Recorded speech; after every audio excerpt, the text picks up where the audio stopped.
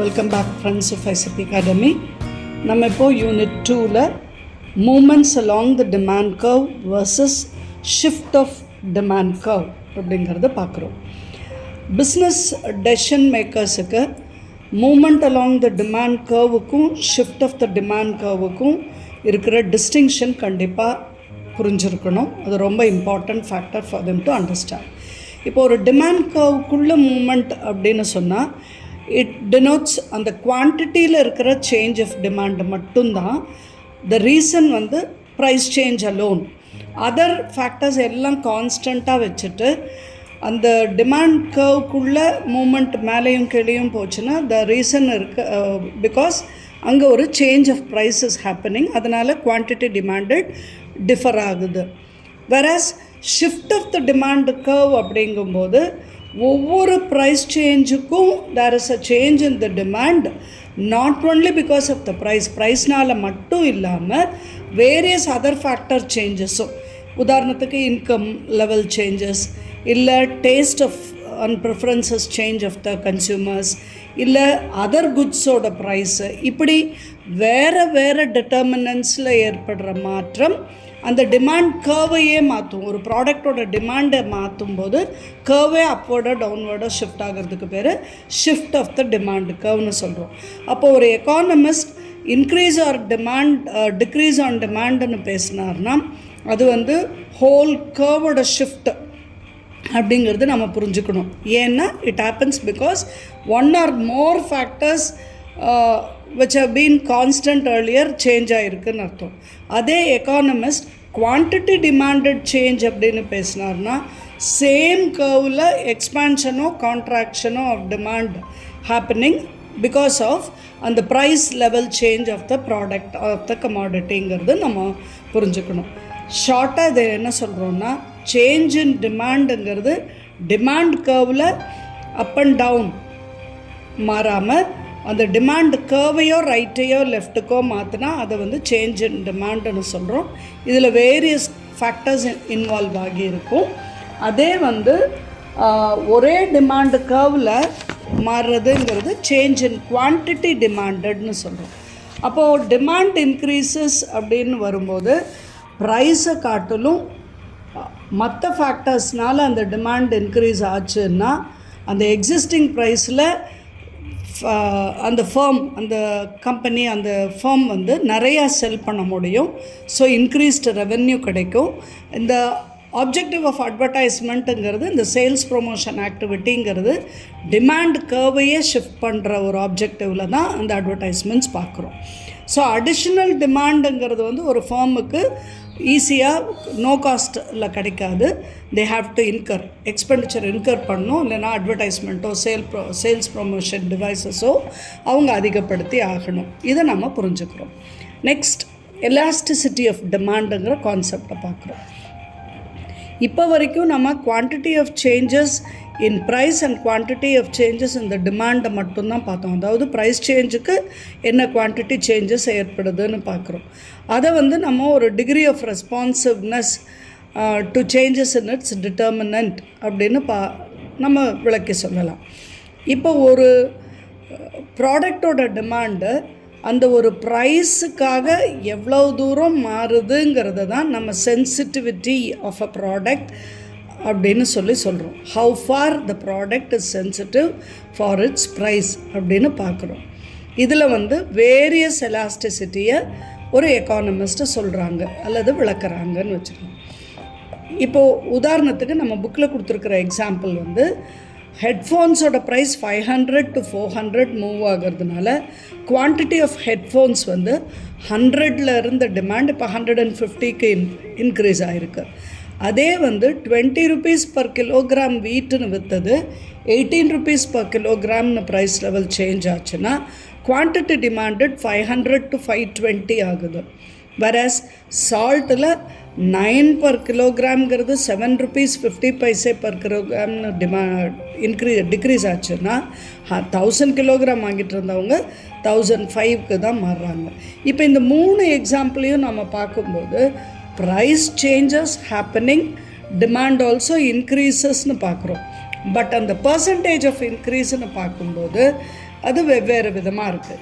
இந்த direction of price to direction of quantity, இந்த ரெஸ்பான்சிவை கம்பேர் பண்ணுறதுக்கு பேர் தான் நம்ம கான்செப்ட் ஆஃப் எலாஸ்டிசிட்டின்னு சொல்கிறோம். அப்போது ஒரு கமாடிட்டி பர்ச்சேஸ்டுங்கிறது வெவ்வேறு வேரியபிளை பொறுத்து இருக்குது. Price of the commodity, price of the related product, income of the consumer, other factors, இப்படி வெவ்வேறு காரணத்தினால ஒரு டிமாண்டுங்கிறதுல சேஞ்ச் ஆகலாம். அப்போ இந்த change of this independent variable என்ன பண்ணும், டிபெண்ட் வேரியபிளையும் சேஞ்ச் பண்ணும். உதாரணத்துக்கு amount purchased per unit of டைமுங்கிறது மாறும். அப்போ எலாஸ்டிசிட்டி ஆஃப் டிமாண்டுங்கிறது amount purchased per unit of time and changes one of these independent variable மற்றதை கான்ஸ்டண்ட்டாக வச்சு செக் பண்ணுறதுக்கு பேர் தான் எலாஸ்டிசிட்டி ஆஃப் டிமாண்டுன்னு சொல்கிறோம். அப்போது கோஎஃபிஷியன்ட் ஆஃப் எலாஸ்டிசிட்டி அப்படிங்கிறத எப்படி டிஃபைன் பண்ணுறோன்னா, proportionate change in the depend variable divided by the proportionate change in the independent வேரியபிள்னு சொல்கிறோம். அப்போது வேர்ட்ஸில் டிஃபைன் பண்ணும்போது elasticity of demand is defined as degree of responsiveness of the quantity demanded of a good to changes in one of the variable on which demand depends. Demand எந்த வேரியபிள்ஸ்லாம் depend ஆகுதோ அதில் ஒரு variable change ஆகிறதுனால எந்த degree of responsiveness அந்த குவான்டிட்டியில் மாறுதுங்கிறத பார்க்குறது தான் நம்ம எலாஸ்டிசிட்டி அப்படின்னு சொல்கிறோம். இன்னும் அதை கிளியராக சொல்லணும்னா, percentage of change in quantity demanded divided by percentage change in the variable on any one of the variable on which demand depends அப்படின்னு சொல்லலாம். இப்போ இந்த எலாஸ்டிசிட்டியை நம்ம வேரியஸ் கைண்ட்ஸில் பார்க்கும்போது, first one price elasticity, second cross elasticity, third income elasticity, fourth advertisement elasticity and fifth elasticity of சப்ஸ்டிடியூஷன்னு 5 வகைப்படுத்தலாம். எலாஸ்டிசிட்டி ஆஃப் டிமாண்டுன்னு நம்ம பேசும்போதே இதில் மென்ஷன் பண்ணாலும் மென்ஷன் பண்ணாட்டாலும் நம்ம ஜென்ரலாக பேசுகிறது ப்ரைஸ் எலாஸ்டிசிட்டி ஆஃப் டிமாண்டு தான். அதை தான் எக்கனாமிக்ஸில் நம்ம சீரியஸாக பார்க்குறோம்.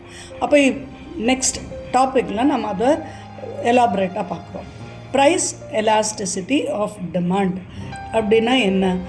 ப்ரைஸ் எலாஸ்டிசிட்டி ஆஃப் டிமாண்டுங்கிறது குவான்டிட்டி டிமாண்டட், அதனுடைய sensitivity to own price or the price of the good itself. அதாவது it is important for the firm for 2 reasons. 2 ரீசனுக்கு அது இம்பார்ட்டண்ட் ஆகுது. எதனால்? ஒன்று, knowledge of the nature and degree of the price எலாஸ்டிசிட்டிங்கிறது அந்த ஃபர்மை சேல்ஸுக்கு ப்ரெடிக்ட் பண்ணுறதுக்கு ரொம்ப இம்பார்ட்டண்ட் ஃபேக்டராக நம்ம பார்க்குறோம். ரெண்டாவது, ப்ராஃபிட் மேக்கிங் டெசிஷன்ஸுக்கு, ப்ரைஸிங் டெசிஷனுக்கு இது ஹெல்ப் பண்ணுது.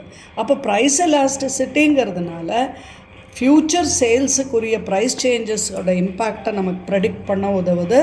அதே நேரத்தில் ப்ராஃபிட் மேக்ஸிமைசிங் ப்ரைஸை எப்படி டெசிஷன் பண்ணுறது, டிசைட் பண்ணுறதுங்கிறதுக்கும் நமக்கு உதவுது.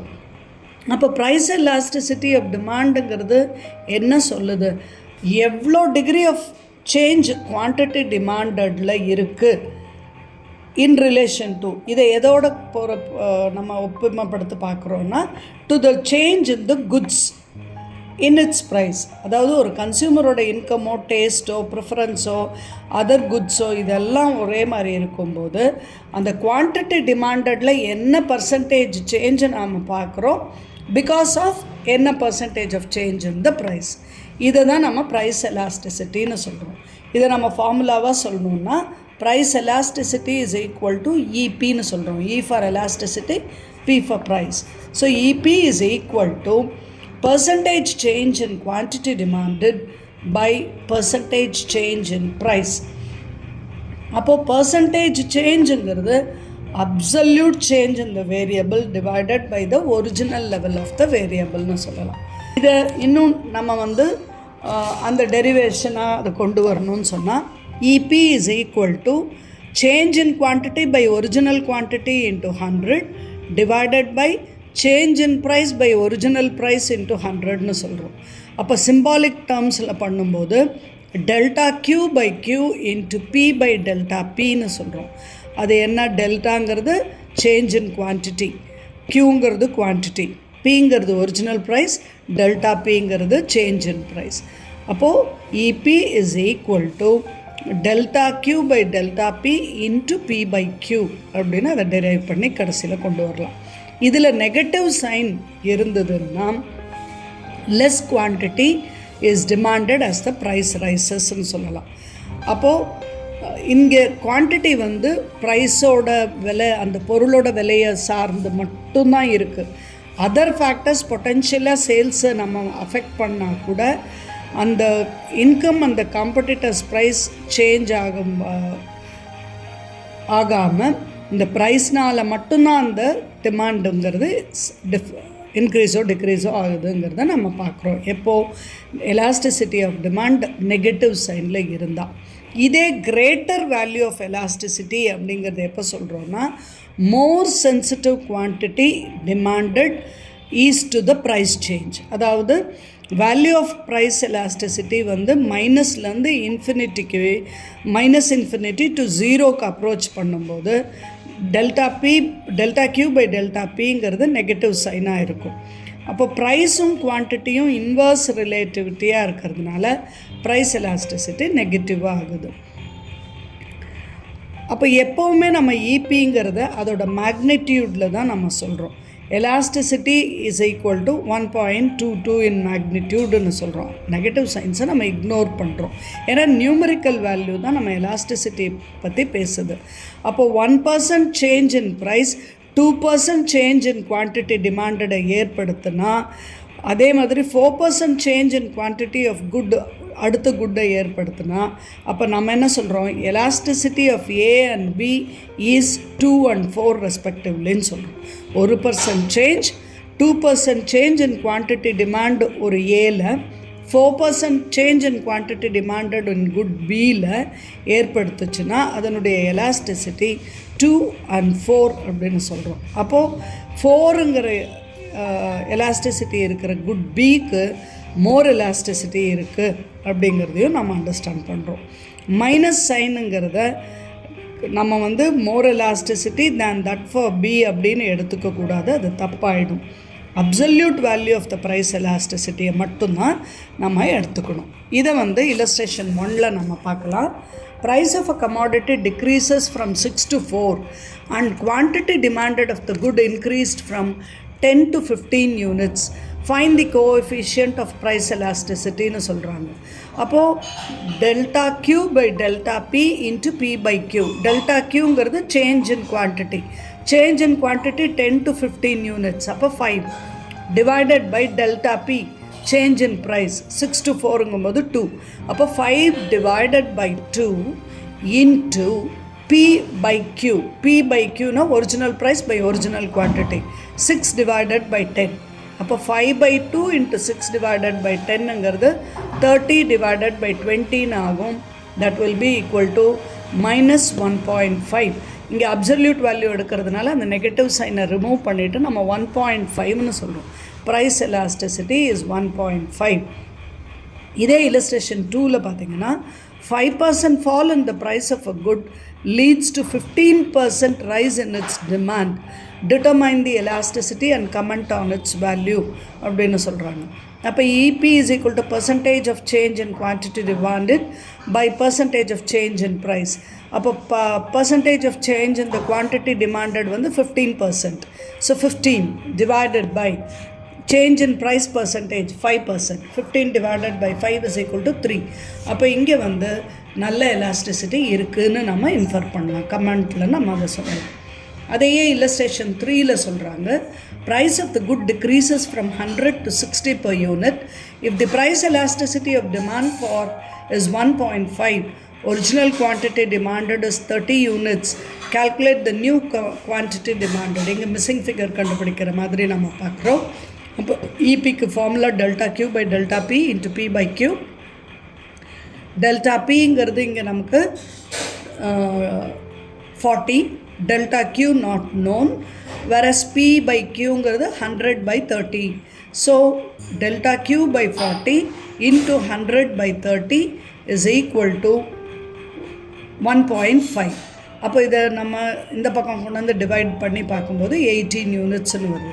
அப்போ old quantity demanded is 30. Now இதில் சேஞ்ச் வந்து டெல்டா Q வந்து 18. therefore 30 plus 18 that is equal to new quantity demanded is equal to 48 units. So இது ஒரே ஃபார்முலாவில் நம்ம சப்ஸ்டியூட் பண்ணி மிஸ்ஸிங் ஃபிகர்ஸ் கண்டுபிடிக்கிறதுக்கு இந்த எக்ஸாம்பிள் ஹெல்ப் பண்ணுச்சு. நெக்ஸ்ட் illustration number 4 போகிறோம். Quantity demanded by a consumer at rupees 9 per unit is 800. If its price falls by 25% and quantity demanded rises by 160 units, calculate its price elasticity of demand. அப்போ delta Q is equal to 160. Delta P is equal to percentage of quantity demanded, that is 20%. அப்போ 20 is quantity divided by 25 change in price, that is equal to 0.8. Illustration number 5, a consumer buys 80 units at a price of 4 per unit. Suppose price elasticity is -4. At what price will he buy 60 units? Same formula what we know அதை substitute பண்ணுறோம். That is ED is equal to 4. That is equal to delta change in quantity is equal to 20 divided by x minus 4 into price is 4 divided by 80. அதாவது quantity change is 60 units. So 80 minus 60 that is equal to 20. அதை தான் delta Qங்கிறத 20ன்னு சொல்கிறோம். Delta P நமக்கு தெரியாது. 80 units 4 rupeesல இருந்தால் இந்த 60 யூனிட்ஸுக்கு என்ன ப்ரைஸ்ன்னு வர்றதுனால 4 rupees சேஞ்சுங்கிறத x minus 4ன்னு எடுக்கிறோம். Into P original price 4 divided by original cost, original quantity 80. So 20 into 4 80 divided by 80 into x minus 4. So 80 cancel ஆகும்போது 1 by x minus 4 is equal to 4. So 4x minus 16 is equal to 1. Or இதை கொண்டு வந்து solve பண்ணும்போது x is equal to 4.2 per unit. So இந்த various இல்லஸ்ட்ரேஷனில் நம்ம ஒரே ஃபார்முலாவில் வெவ்வேறு ஃபிகர்ஸ் மிஸ் ஆனால் எப்படி கண்டுபிடிக்கிறதுங்கிறத நம்ம இப்போ பார்த்தோம். நெக்ஸ்ட் ஆடியோவில் we'll go to point elasticity, friends. Thank you.